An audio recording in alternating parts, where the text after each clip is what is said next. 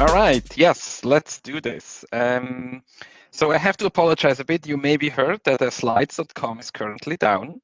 So, as I was editing my slides this morning, and this is a web application that runs in my browser, I still have it, but you will have to accept the edit screen.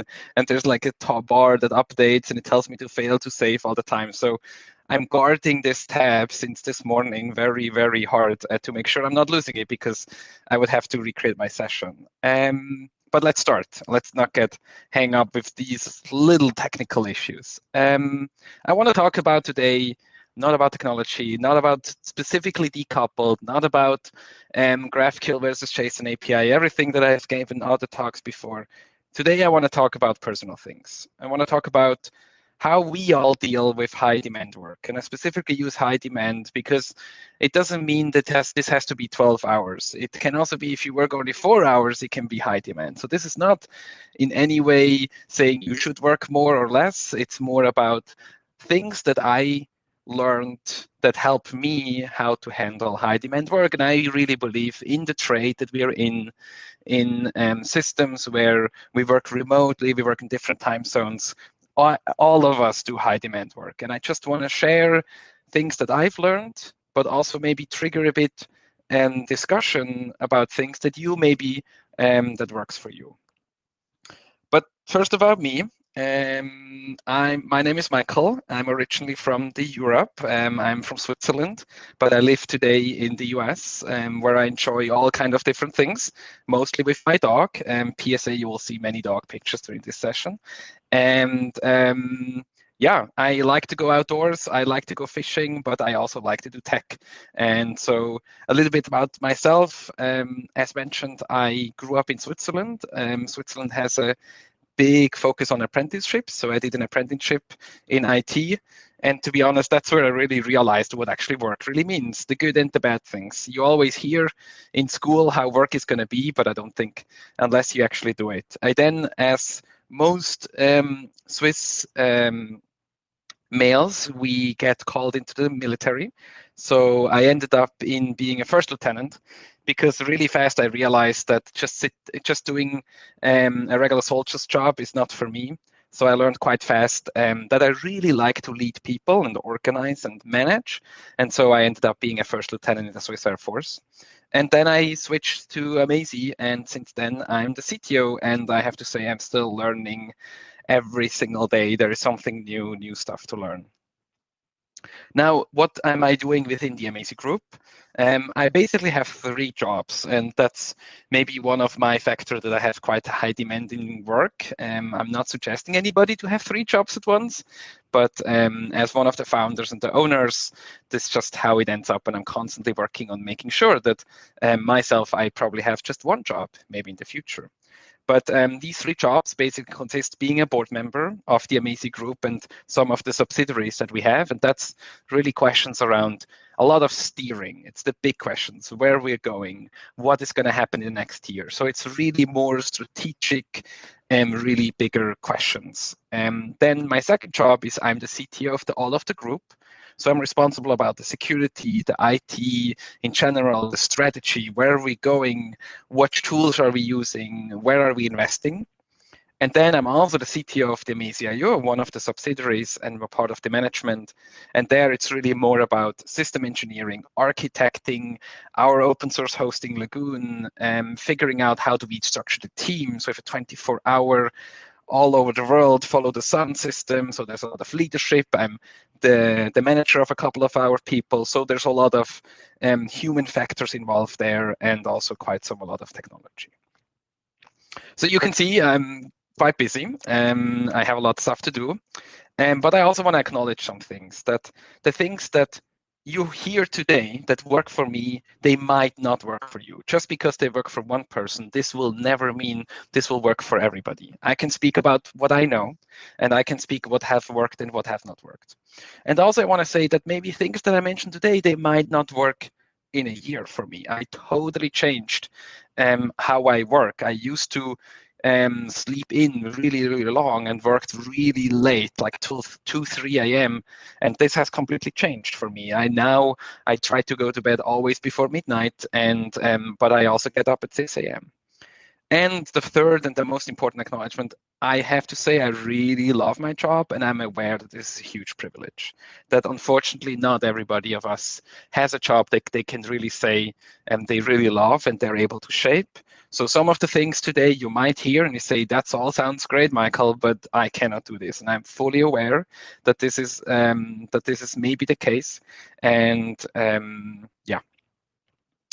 All right. So and one of the things that, if you learn one things that I learned about myself or over the last year, there's two main quotes that some of my employees, they've heard them before, but that's really things that I live in. The first one, you've heard all, the only constant in life is change. And I think that's some of the things that I realized myself. I'm now with Amacy since more than 11 years.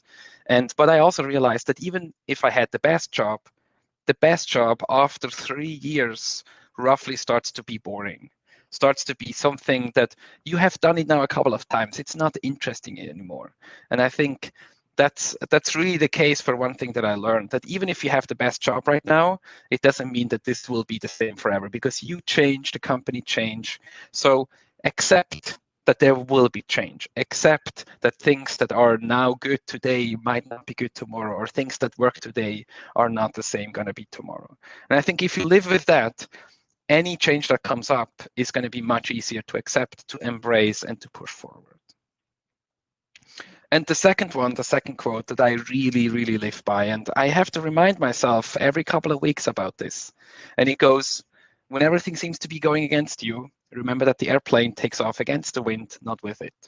Supposedly mentioned by Henry Ford, or said by Henry Ford. And I really like it because it really helps me in situations where I feel really stressed, where I'm overwhelmed, where I maybe cannot sleep, or I have trouble falling asleep, or situations where we're really in hard times. I'm looking at this quote and I'm just reading it already tells me that there will be something better coming out at the end. You don't maybe know when, you don't know exactly how long the runway is to take off, you don't know how fast you have to go to take off, but there is going to be a better time at the end of it. And just reading this, even right now, helps me to say, okay, there is going to be a better time if you just stick with it, if you commit with it. And so that's one of the quotes that I really like. That just gives me something I can look back at any time in my life. Is it now personal? Is it company-wise or something else? Okay, so let's look at a normal day in my life. But before we actually jump in there, my day starts with the evening before. And so there are three things that I do every night before I go to bed that help me already start the day better the next day. The first thing I do is I check my calendar of tomorrow before going to bed. And this maybe sounds counterproductive, but for me, it's really something that I already know what is gonna tomorrow bring. Because the worst that I have experienced is that if I get up and I realize that I have to do a session today and I didn't prepare for it, or there were multiple times in the military that I forgot to organize something, and then you already get up with stress. And that's something I really try to prevent. So I look at the calendar, I'm looking at my whole next day, and I decide, okay, is it going to be a stressful day? But I already know it's going to be stressful then. Is it going to be a day with a lot of meetings? Is it going to be a day with one very important meeting? Or is it more a day that not that many meetings happen? But going to bed with knowing already this, I wake up much better. Then, of course, I set an alarm, and I always try to set an alarm an hour before my first meeting. Sometimes 30 minutes in extreme cases. Let's say I didn't get enough sleep or the meetings are super early. But what I realized, I really need some time in the morning to get ready. I cannot get up and jump immediately in. I need some time for my body, for myself to just get everything going a bit. And I'd rather get up a bit earlier than maybe sleeping a bit longer, and just have some time. And one of the other things that I just recently started doing, I started to prepare my clothes because that I want to wear for the next day. And it's super something small, but it's really interesting that it reduces stress in the morning, because I realized that sometimes I open the drawer and you realize you have no clean shirt. And that already adds in the morning a lot of stress that is unnecessary. That changes my whole behavior of the whole day. And I know this sounds weird, but it's just making sure that everything is ready. I can get up in the morning, I put on a shirt, I take on pants and everything else that I want to decide to wear to this day. And this is just going to make it much easier. And I'd rather decide, oh, I have to wash some clothes real short before I go to bed, than realizing this in the morning or wearing not clean clothes. It's something super small, but it makes a lot of things easier for me. Then let's sleep. Falling asleep, though, is actually not that easy. I have two main tactics or tools that I use to better fall asleep. The first of all is relaxing. A lot of times I go to bed with all, like, maybe just because I looked at the calendar and I'm maybe a bit anxious about the next morning, or maybe I just had a really hard day and everything flows in my head and I'm thinking, and I would actually like not to go to bed maybe and fix something, but I also know that I'm not going to be very efficient right now. So the first thing I need is really I need to relax. And I do that with controlled breathing. And I start with just laying in bed. And the first thing I do, I really try to listen to my own body and I try to feel my own pulse. And it's interesting, if you really try to do this, you can feel your pulse in your whole body with just laying. You don't have to touch like one of your arteries. If you just lay, you can feel your pulse. It takes a bit sometimes because your whole body, but you're really searching for the pulse. And when you found it, I use this to breathe. So the first thing I do, 4 pulses of my own pulse, I breathe in through my nose. Then for 7 pulses, I hold my breath. And for 8 pulses, I breathe out through my mouth. And I do this only 2 or 3 times, and I can immediately feel how my pulse starts to relax.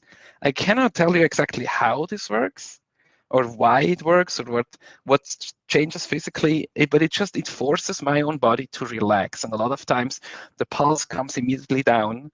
And I do this maybe 4 or 5 times. I can actually not do this very long, because one of the problems is you breathe in only for 4 intervals, but you breathe out for 8. So I think maybe this has to do that you artificially maybe lower a bit the amount of oxygen that you give your body, and the body, because of this, reduces. I don't know if that's correct. If anybody knows how this works, it would be great to figure out, but it works for me. And I do this 4 or 5 times, and it relaxes me immediately. It lets my body to calm down, to relax the pulse, and I can feel it. And then, though, I'm not falling automatically asleep. There are some people that claim they fall asleep with this 4, 7, 8. For me, it doesn't. But a lot of times what then happens, so I'm relaxed, but my brain still goes crazy.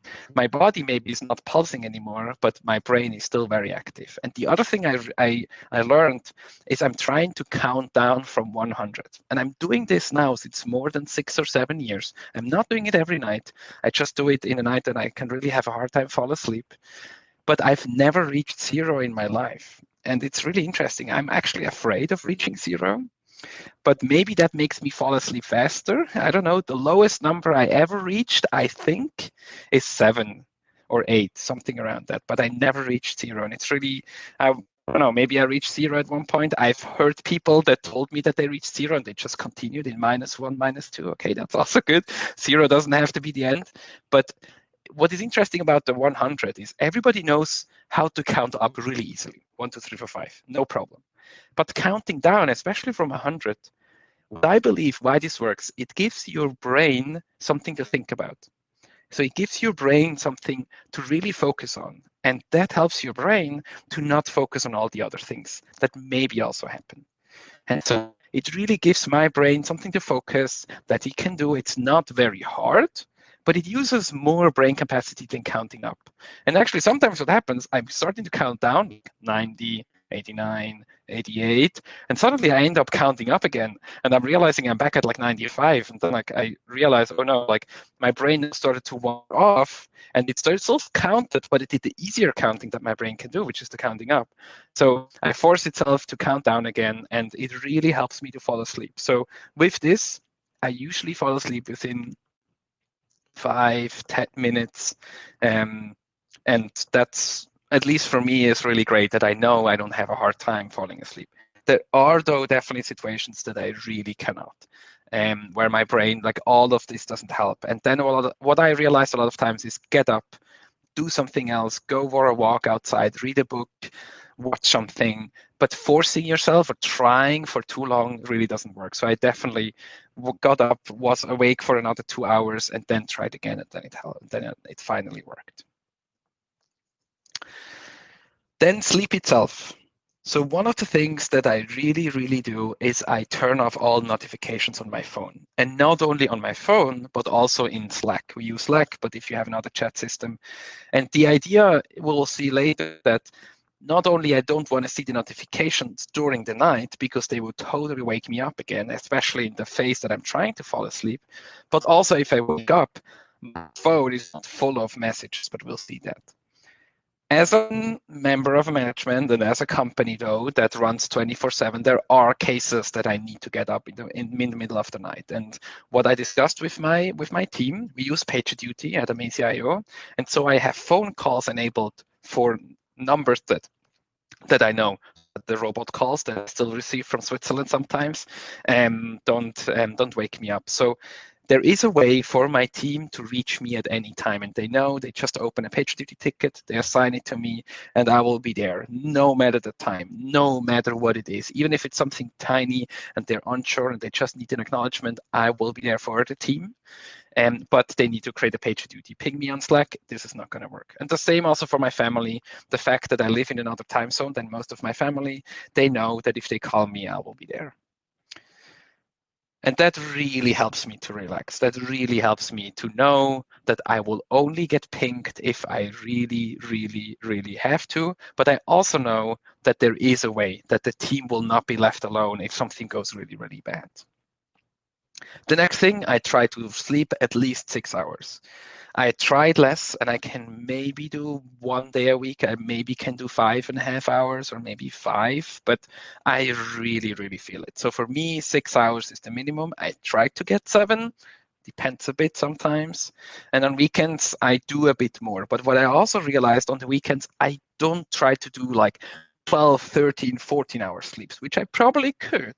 But I realized that this brings my body such out of a rhythm that then I have such a hard time on Monday and Tuesday again. So I rather try to stay in the 6 to maybe 9-hour level, and I do this every week, every day of the week. So this means sometimes I go to bed at 10 p.m. and I get up at 6 a.m. or 7 a.m. on the weekend. But this really helps my body to stay in a rhythm and not to change too much. All right. So we talked about how to fall asleep, what I do before sleep, and also during the sleepy tale. Now let's actually go to a normal day. So the first thing about waking up. And here I really try to do every day the same. So I try to do my morning routine is the same every morning. And that helps my brain that just wakes up. It knows what is happening next. It knows what happens next. Any disruption in this, at least for me, in the morning is really, really taxing on the rest of the day. So my routine is first, I will snooze my alarm. I'm not a person that can, if the alarm goes off and unless there's something, a fire burning somewhere that I have to fix, it's not something I can get immediately up. So I usually snooze my alarm a couple of times. Then as soon as I'm ready, I usually use my phone and I read some light Twitter. I specifically use light Twitter. I have a couple of followings or lists that I know will not tell me that the world is going down today. More like some tech stuff that I read or just some other easy things that I know is not going to give me a huge anxiety in the morning right away. But what is really important, I do not read any Slack messages and I do not read any emails. Slack and email in the morning, I try to never, ever open them. The reason is that if I open Slack, I see all these messages that happen during the night, and I immediately jump on. And it happened to me that I end up working in the bed, and like an hour later, I'm like texting on my phone, which is really hard, or like I'm writing Slack messages on my phone is really hard, and I'm already stressed, and I haven't eaten breakfast, and I'm getting angry, and it's just like, oh, I never ever try to open Slack or emails, and because I also disabled all the notifications for emails and Slack during the night, I'm not even getting tempted to read them. So if I open my phone in the morning, there's no message there, and I'm deciding what I want to read. It's not that the phone tells me, read this and now freak out about this. Then I get up, I take a shower, I let the dog out, I feed the dog.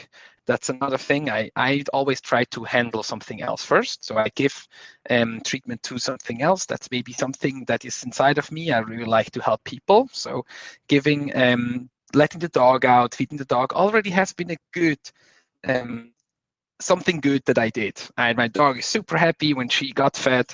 It's really nice to see. It makes me smile. It just starts my day really good. I then make coffee, and then I sit down and I open my notebook, and then it's welcome to the work. Then I'm ready that I read all the Slack messages. I read everything that went on. I read the scroll back. I read the emails. And then I'm full on, like you cannot disturb me while I'm doing all of this. And as I mentioned, I try to do this like 30 minutes before the first meeting, because what happens if I have a meeting right away, during the meeting, I maybe start reading Slack messages that happen during the night, and that freaks me out again and gives me anxiety again. So I really try to do this 30 minutes before, that I really embrace everything that comes at me like a tsunami of data and information and customers that are unhappy and things that went wrong during the night or during my night. But at least I know this is going to happen. I have 30 minutes to handle everything, and then I can jump into meetings. One other thing that I really had a hard time is breakfast. I can't go without breakfast. I'm not a person that can get up. I need to eat something. I need to add some kind of carbs or sugar or something into my body, but I don't really have time, because I get up, I do all these things, and then I want to read. I want to read the Slack message. So making breakfast really never worked for me. So I actually ending up with Soylent, which is it's a food alternative. It's a liquid food. It has 400 calories, and it really allows me to get some energy into my body while I'm reading. And I don't have to worry about, I don't know, eating and putting stuff on my computer or like preparing. I take it out of the fridge and I can drink it. It's maybe not the healthiest way in the world, but it's much better, because with that I eat something, and I'm also not eating like sugar cereal only or something like that. So that took me quite some time to figure out how can I handle the breakfast situation. But now I can at least say I'm not getting hungry in the morning anymore, and that's great. Then about my whole day, I really let my calendar rule my life. And it maybe sounds crazy, but it's the easiest for me, because it gives the scheduling is somehow done by something else. So I use my calendar like an assistant. So I have people that always say me, hey, do you have time tomorrow? And I was like, I don't know, ask my calendar. So everybody at Amazy has access to my calendar. They can add it. They can see every single event in there. They can add new ones. They can shortly group. So you can see in the background, people end up grouping these events for me. So I have a little bit of time. Doesn't work all the time, but most of the time. So this is really great. The other thing is, for external people, I use a tool like Calendly, but there's many other tools that can do the same, where other people from outside can send you requests. Because I really hate this, like people telling me, do you have time tomorrow at 10 a.m.? I was like, I don't even know myself. So I sent them the link to Calendly, and they can fill it out myself. They can tell me, is it a 15, a 30, a 60-minute meeting? And then all of it is handled. And when I look at my day for the next day, I can see everything that is in there. And then, of course, if I need actual focus time, I block off. I just put a blocker in it, and that means everybody that needs to send a calendar to me, they know this is a blocker. I will not put anything there. The same for Calendly. Calendly would not even suggest a time then. So that makes my life at least much easier. And all of this stress of scheduling and things like that makes it much, much easier for me. So yeah, my calendar rules my life. Then during the day itself, I really try to do a lot of short breaks, and these can be 1 to 5 minutes, and they are usually in between meetings, or if I work on something for 2 hours. And what I realized, these are really short rewards for myself. So I reward myself multiple times on the day with really short rewards, and these can be, like, again, they're max 5 minutes. I think maybe watch a short YouTube video about something tech, about something, I don't know, related to technology or farming or whatever, just something. I go up and make a coffee, I shortly play with the dog. But these really short rewards really help me that if I really had a hard meeting that was maybe a bit stressful, I can just shortly give myself a break and go back in. And that these 5 minutes, they're so important. The other thing, though, this also can happen that you actually don't get up. Like, it's much easier to just watch a YouTube video than getting up. So the other thing that I do, I force myself to get up, to get my body moving. And actually, a lot of times, this helps me solve problems that I thought are impossible to solve. Like if I have a coding problem or a management problem, and I'm really thinking, how do I solve this now? And I realize I'm not getting anywhere. Getting up and going to the toilet or somewhere, just walking around, a lot of times I'm realizing suddenly I look from things on a different place. And there are studies that show that our brain really has two modes. We have a really focus mode, but we also have like this more thinking about bigger thing mode. And a lot of times getting your body into movement helps you switching between these things. So a lot of times when I'm sitting on my computer, I'm so focused on the little problem that I don't realize the big picture, and getting up forces it. And what I do to force myself to get up, I just drink a lot of water, and I can tell you, your body will force yourself to get up by yourself automatically. So do that, and you automatically will go up 5 to 10 times per day, and you will get into this. And then I always try to do lunch breaks. I try to keep them separate in my day, and that's really a bigger reward. So I make some food or I eat leftovers from last night, and I watch either a TV series, a YouTube video, or something, or if the family is around, the dog needs to go out, I also add this maybe later or with it. But I really try to give myself a 30, 45-minute break that I really try to push everything away.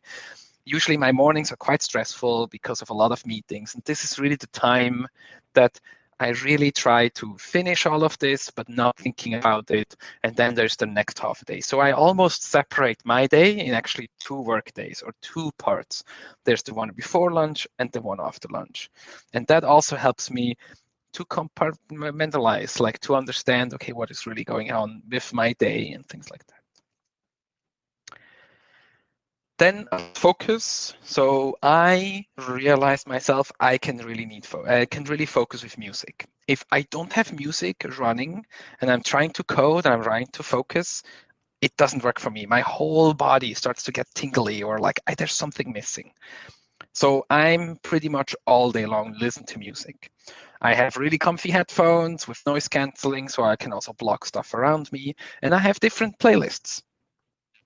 And some of them, they're actually like all my liked songs. They're like 200 or 300 on my Spotify, everything that I liked.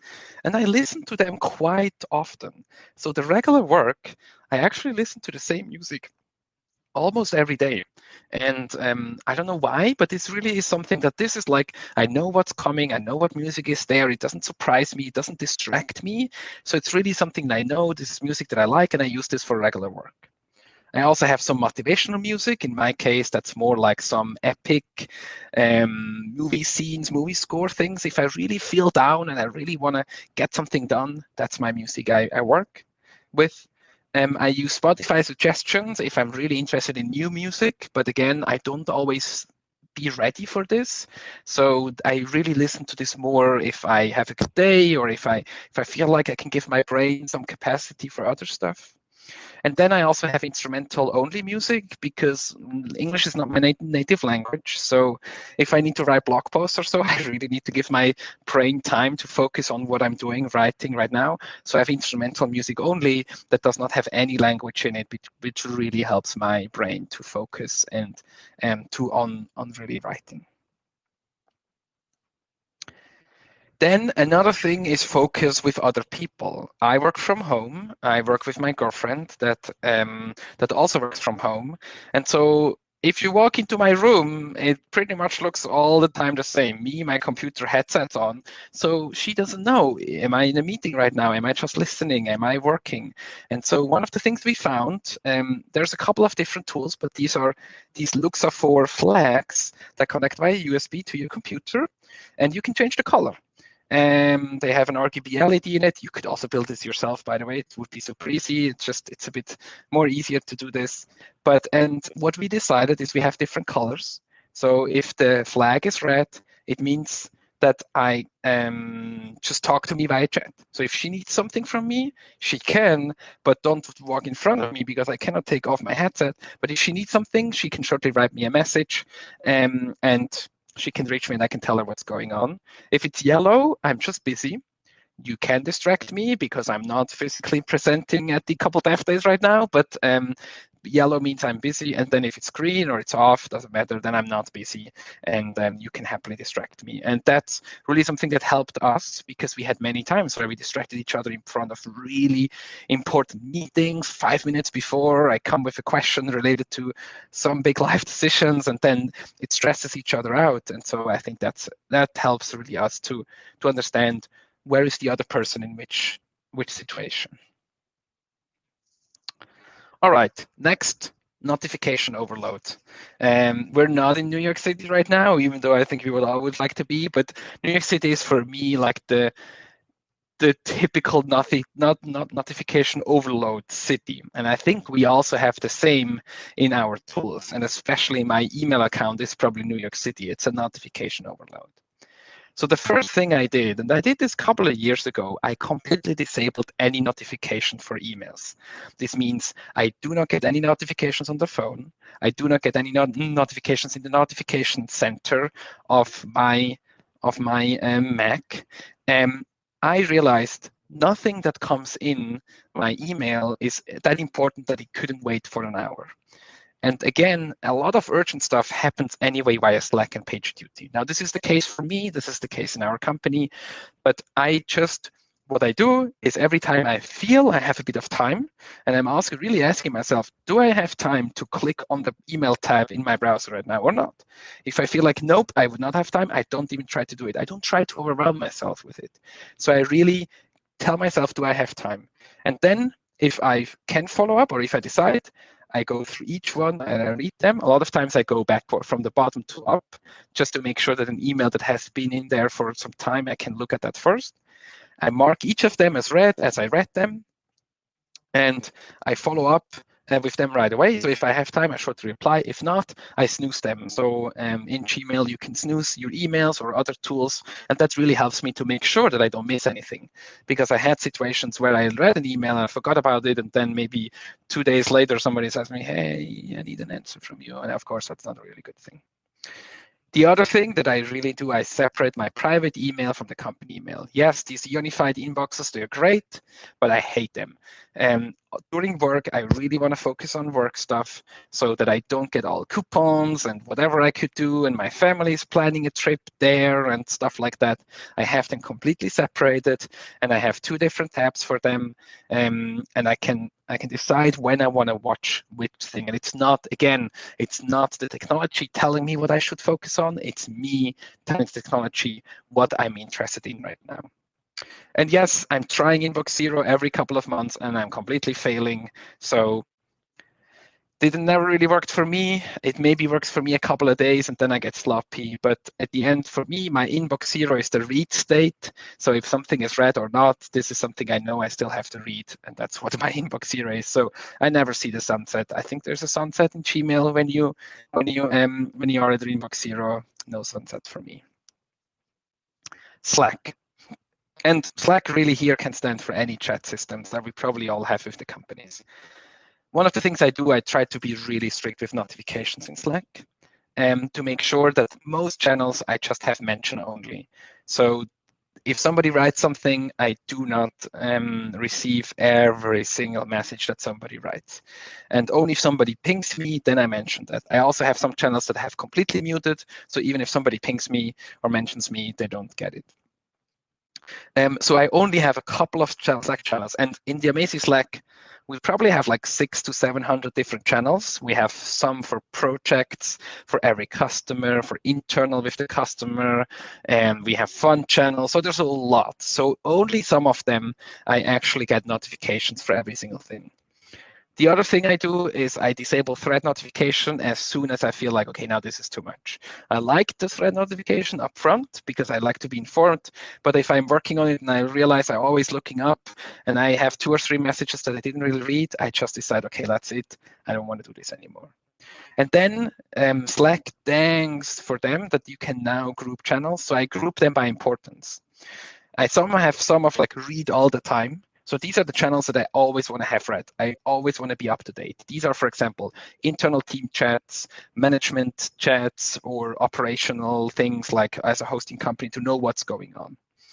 Then I have an important internal channel. So that's like, okay, things that I want to read if I have time. And I have the same also for the customers. So I read if I have time. And then I have a lot of others. And that's where like the amazing pet channel is in there. We have a cooking channel. We have a food channel. We have in other channels that are more like fun.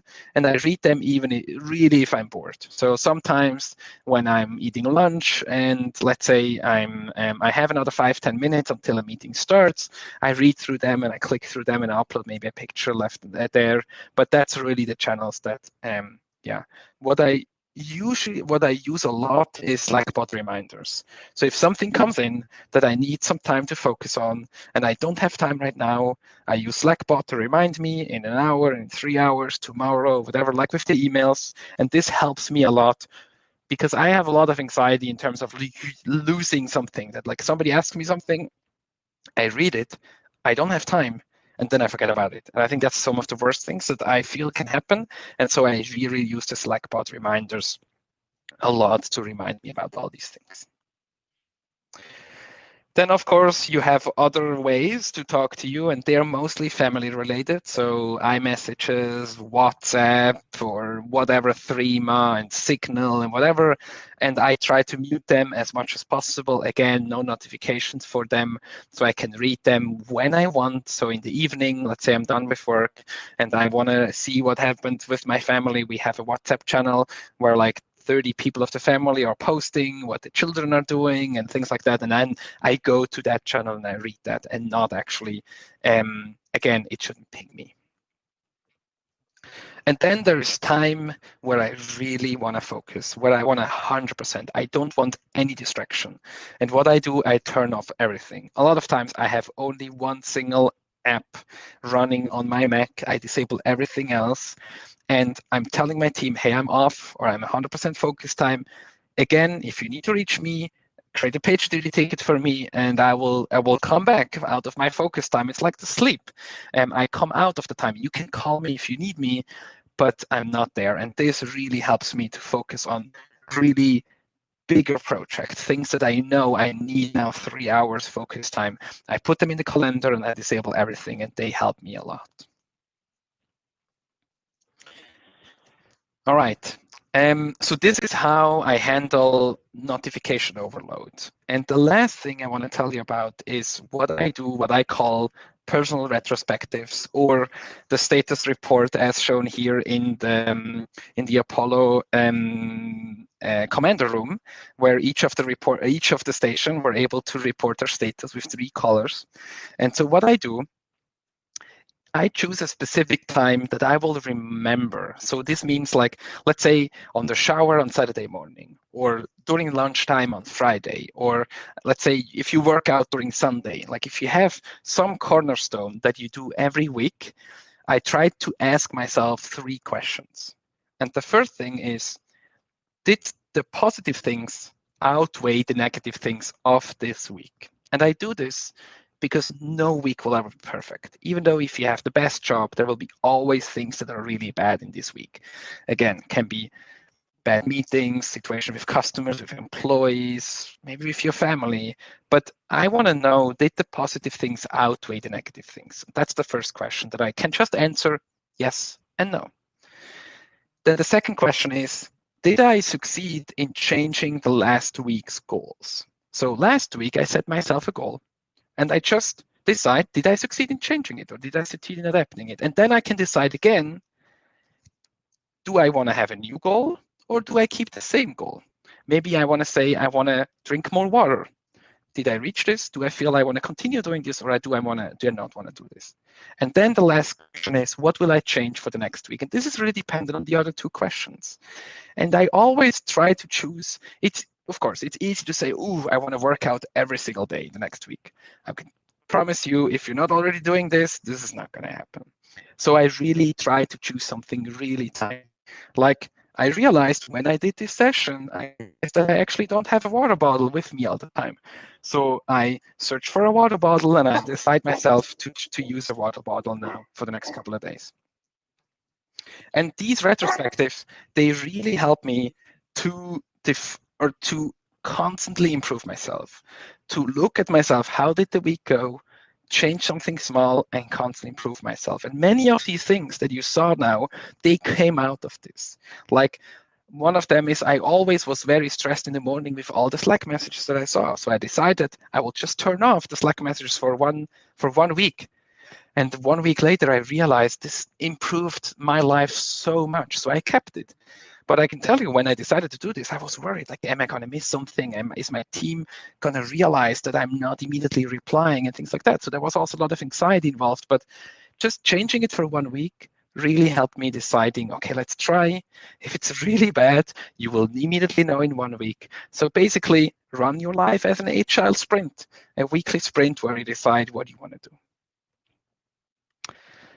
All right, that's it. Thank to you for listening to me. And now I'm super happy to answer any questions, or if you have ideas or things that you really worked for you or things that maybe didn't work for you, tell us, because I think we are all in this together in this world. Every day it's a new day that we have never lived before.